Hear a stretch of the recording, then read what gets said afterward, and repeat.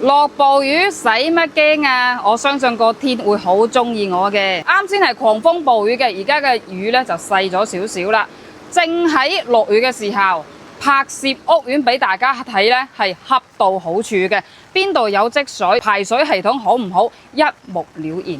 我而家講緊呢個盤就係中山市政府重心打造嘅新發展地區。東區嘅旗江新城，由於而家係啱啱發展嘅階段啦，要佢好成熟嘅商圈需要俾少少嘅時間。但係去到東區最大嘅大型商業綜合體富逸城 Coco City 咧，揸台車過去都係好方便嘅。雖然出門冇好優質嘅生活配套，但係呢度交通咧係好方便嘅。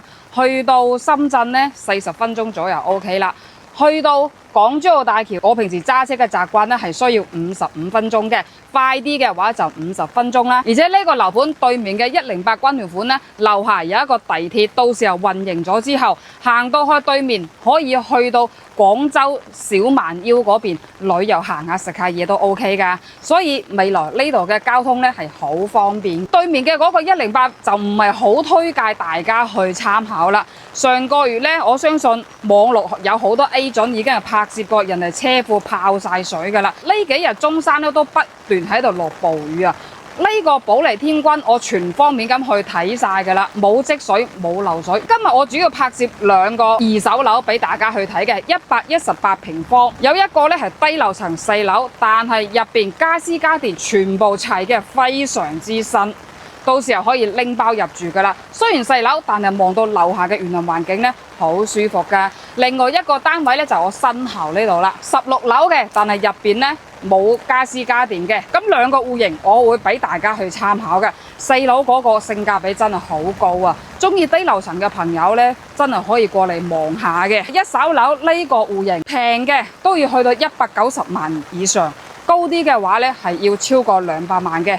哇！呢個細樓裝修得咁靚，如果排除硬裝嘅情況底下咧，已經幫你哋慳咗30萬。如果包埋入邊嘅家私家電，包括硬裝，喺嚴格嘅程度嚟講咧，係慳咗50萬嘅。入邊嘅裝修睇落去咧就平平無奇，但係勝在質量夠好啊！裝修成本呢樣嘢，只有做開裝修行業嘅朋友先至會明白嘅。OK， 稍後我展示俾大家睇啦，稍後見。Hello， 各位朋友，行到上呢個保利天君118平方細房兩廁南北對流雙陽台嘅戶型。展示到俾大家去參考嘅呢個戶型一手房要賣到195萬以上，高啲樓層嘅話咧係接近200萬嘅。呢套含家私家電，基本上全新嘅，只係業主入伙嘅時候住過1晚嘅啫。價錢居然係169萬，仲可以傾少少落嚟嘅。一手樓入邊全部都冇家私家電交付嘅。正式花門口咧係呢個木門啦，智能密碼鎖已經係交付到俾你㗎啦。咁呢度中間咧都係有一個貓眼喺度嘅。雖然呢個小區物業管理得非常之好，但係呢個貓眼咧，平時你哋喺屋企叫美團嘅話，望到出去都可以睇到出邊嘅美團人員，將啲食物可以攞到翻自己屋企㗎啦。咁呢個屋苑咧，一共係2梯細伙嘅。咁行到入嚟呢度啦，鞋櫃一 set 過已經全部做晒交付俾你㗎。OK， 第一個房間過嚟參考一下。其實呢個118平方入邊嘅設計完全冇浪費任何一寸空間嘅，衣櫃。仲有書台，包括上面嘅儲物空間全部做好晒㗎啦。更加令我驚訝嘅就係，本來呢個已經係精裝交付俾你嘅，交付嘅時候咧已經做好晒白色嘅乳膠漆，但係呢個業主重新將牆面做咗頂級嘅藝術漆啦。呢種藝術漆咧，全部都係豪宅區入邊先可以用到嘅漆嚟嘅。我而家諗翻起，我喺珠海曾經拍攝一個1000幾萬嘅5洲家園別墅入邊，先會用到呢種高端嘅藝術漆。咁再次行到嚟呢個會客廳，仲有餐廳位置啦，南北對流雙陽台。但係呢個業主將左右兩邊嘅陽台全部推咗去封咗窗處理，無論私密性還是係餐客廳使用嘅空間都會更加加分嘅。戶位咧交付嘅時候係細細方方嘅，可能設計師為咗增添呢個美感咧，整咗一個好靚嘅弧形喺度啦，將呢度嘅推拉門就推咗出嚟，呢度做咗一個風窗處理啦。住到屋苑肯定會講究一個隔音效果，仲有一個私密性，更加多嘅係防蚊呢個問題啦。呢度咧全部做好晒防蚊網喺度噶啦，而且出邊咧係雙層嘅隔音玻璃嚟嘅，所以喺呢度住嘅話咧，私密性、隔音性，仲有防蚊網，全部都係 set 好晒噶啦。而且主陽台樓下嘅景觀係望到呢個屋苑嘅園林環境嘅，我哋通過視像略咁去俾大家去睇下啦。會客廳啱先測過啦，係3.7米嘅開間。而家見到所有嘅家私家電全部都係打包出售，只需要169萬，可以傾少少。哇！一手樓195萬以上，已經幫你哋慳咗30萬㗎啦。而且呢啲硬件裝修咧，業主已經花咗20萬。一般呢啲硬裝咧，好多業主淨係捨得花10萬蚊嘅啫。哇！呢個業主足足花咗20萬嘅餐台啦，做咗一個圓形嘅設計，可以坐6個人食飯，而且非常之貼心啊！中間呢個位咧可以轉得喐嘅，到時候食飯嘅話咧，隻手都唔使話伸嚟伸去咁麻煩啦。OK， 餐邊櫃都 set 好晒㗎啦，該儲物嘅用途或者係放咖啡機、麵包機，其他用途全部都 set 好嘅，而且呢個插頭咧係可移動性嘅，非常之方便啊！另外仲可以放下你哋屋企嘅各種飾品啊，中意嘅高達各等嘅嘢，全部都可以放喺呢個餐邊櫃喺度嘅。咁出邊呢個位咧係副陽台嘅空間，都係做咗一個風窗嘅處理啦。呢個空間咧，之前嘅業主已經係 set 好咗一個洗衣房嘅用途，洗衣機、洗手台，包括放洗衣液嘅儲物空間，全部做好晒嘅。將呢個空間作為曬衫用途嘅話咧，主陽台就可以單獨享受啦。OK， 一日3餐充滿人間煙火嘅廚房，呢個廚房係開發商當初交付嘅情況完全係一模一樣嘅，一洗一煮一切，包括上下嘅儲物櫃全部到位㗎。消毒碗櫃啦，仲有呢個好大嘅雙門冰箱，呢個冰箱入邊係冇用過嘅，全新嘅，你睇下仲未安裝到嘅。呢嚿嘢係後期可以放嗰啲啤酒啊、紅酒啊，要冰凍嘅話咧，放喺入邊就 OK 㗎啦。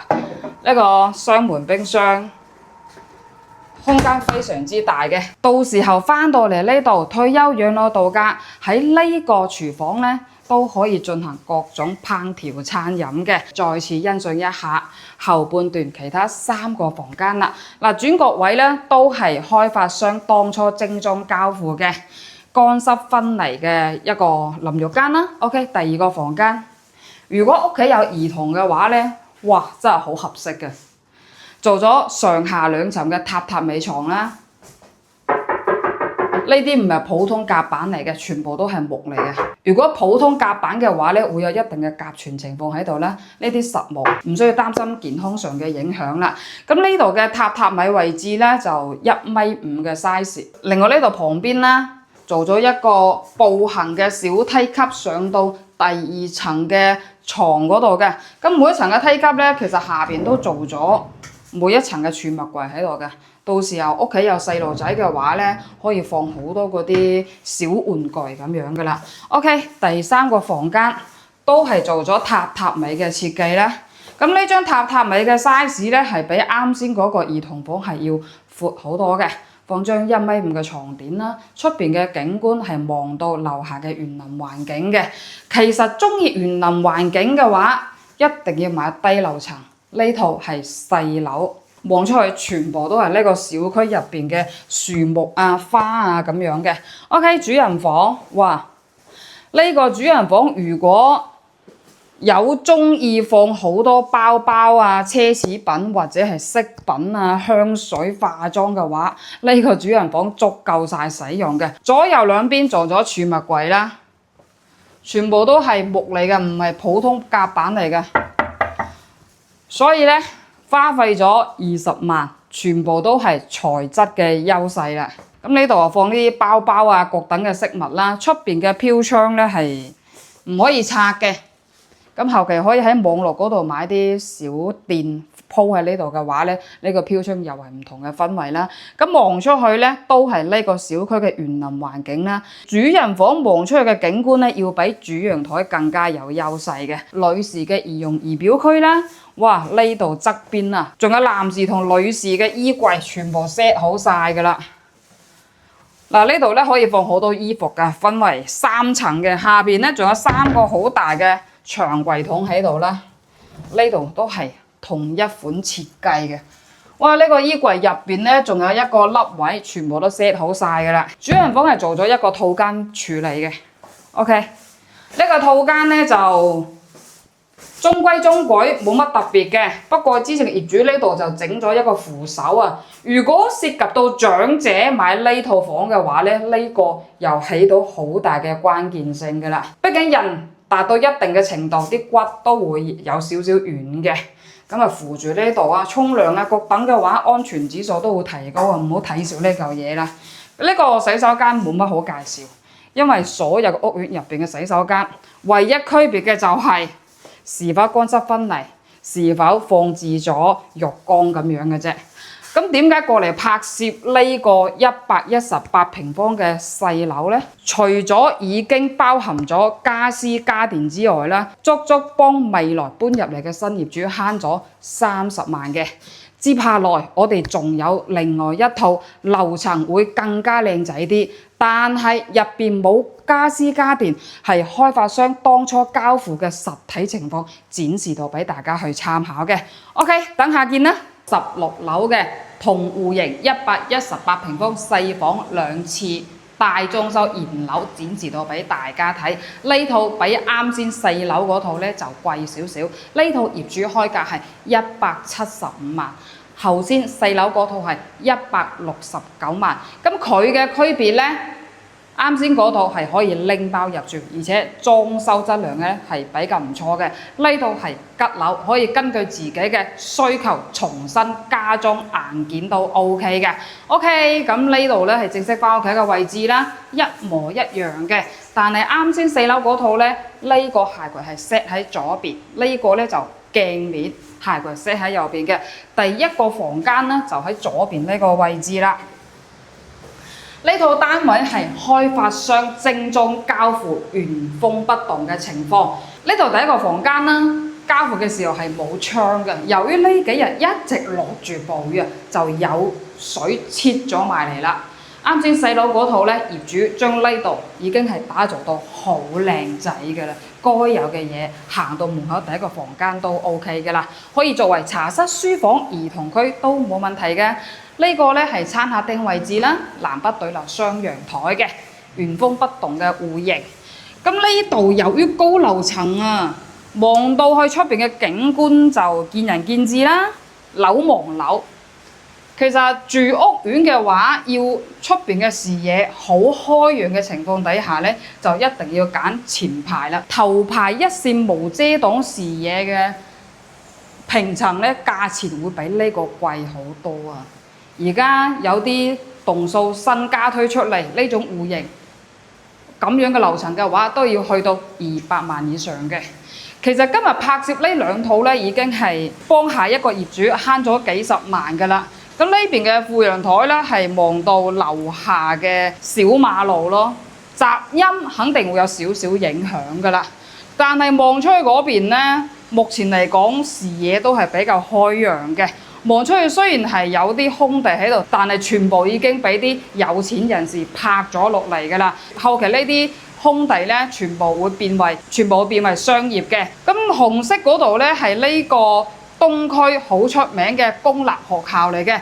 其實以前點解咁多中山人士或者係投資客或者係外籍人士點解會投資喺東區呢？因為東區嘅教育資源係成個中山市嚟講最優質嘅地方㗎。所以旗江新城呢，雖然周邊商業配套要俾少少時間俾佢，但係周邊嘅教育配套呢，非常之 number one。嗱，咁呢個咧係公共衛生間嚟嘅啦，展示嘅一模一樣嘅，冇乜好介紹嘅啦。所有屋苑嘅公共衛生間真係我唔係好明白，其實我好佩服有啲博主點解可以將一個衛生間可以介紹幾分鐘，我做唔到啊！呢個係第二個房間啦，飄窗係唔可以拆嘅。咁但係佢嘅 size 咧，其實放張1.5米嘅床係綽綽有餘嘅。啱先嗰個細房咧，就左右兩邊嘅房間打造咗榻榻米啦。咁後期點樣去 design 咧，就睇下新業主點樣去設計啦。可以隨你自己中意嘅風格去發揮。主人房都係套間房嘅設計啦，其實空間都係比較唔錯嘅，放張2.幾米嘅大床都 OK 嘅，左右兩邊仲可以 set 啲儲物櫃喺度啦，係望到樓下嗰個小馬路嘅。見仁見智啦，如果唔介意嘅情況底下，呢種採光透氣性會更加有優勢嘅。OK， 咁呢度咧係主人房嘅套間啦，都係開發商交付嘅時候一模一樣嘅。咁呢個淋浴區咧，如果係身體好肥胖，接近到200斤嘅肥仔嘅話咧，係用唔到嘅，會有好壓迫感嘅。咁呢度出邊咧係呢個採光透氣窗啦。我望咗一下，係望到樓下嘅園林環境嘅。呢兩套單位咧，係喺呢個保利天君性價比最高嘅平層嚟嘅。無論一手又好，二手又好，最平呢兩套噶啦。如果中意低樓層又接受啱先細樓嗰度風格咧，我非常之有誠意。大家可以過嚟睇下啱先嗰套嘅，咁呢套就見仁見智啦，因為每個人中意嘅嘢都係千人千面嘅。咁啊嚟一個簡單嘅總結啦。首先呢個保利天君係央企嘅開發商，佢交付嘅品質都係有水準嘅。呢個片區係中山東區旗江新城片區，而家政府重點打造呢個旗江新城嘅，因為東區核心中央嘅地方已經冇地塊可以發展其他嘢㗎啦，要呢度周邊好好嘅商業呢，要俾少少嘅時間。由於呢兩套樓比周邊嘅平層都會平好多啊，中意長線投資嘅話都可以買落嚟將佢出租嘅，因為呢個屋苑租金係唔低嘅。咁呢度周邊臨街商鋪咧都係有少少缺陷，都係要俾少少時間俾佢去發展嘅。去到東區嘅富逸城 Coco City 兩大商業綜合體嘅話，揸車過去咧就大概10分鐘左右嘅時間啦。然後自己揸車去到港珠澳大橋嘅話咧，我平時揸車嘅習慣係50分鐘嘅。其實呢度去到啱先我所講嘅富逸城，仲有 Coco City 樓下係有粵港通巴士，可以去到香港好多地方嘅。唔中意揸車嘅朋友咧，其實而家國內網絡好方便㗎。攞起台手機叫部滴滴打車嘅話，就可以屋苑門口嗰度接你哋去好多嘅地方㗎啦，包括去到啱先所講嘅商業綜合體，坐車返香港都係 OK 嘅。咁除咗呢個屋苑之外咧，其實中山、珠海、江門大大細細嘅屋苑仲有別墅，我哋都有好多貨可以推薦到俾大家嘅。如果有興趣要了解呢3個區嘅話，可以後台 WhatsApp 我，將你哋對屋苑嘅需求、價格需求或者對別墅嘅價格需求話俾我聽嘅話咧，我就可以 set 好多資料俾你哋睇㗎啦。其實狂風暴雨拍攝屋苑咧係最合適嘅。啱先出邊有冇積水，車庫有冇水浸，其實大家都已經係見到㗎啦。OK， 希望大家點個拎支持一下啦，多謝晒大家。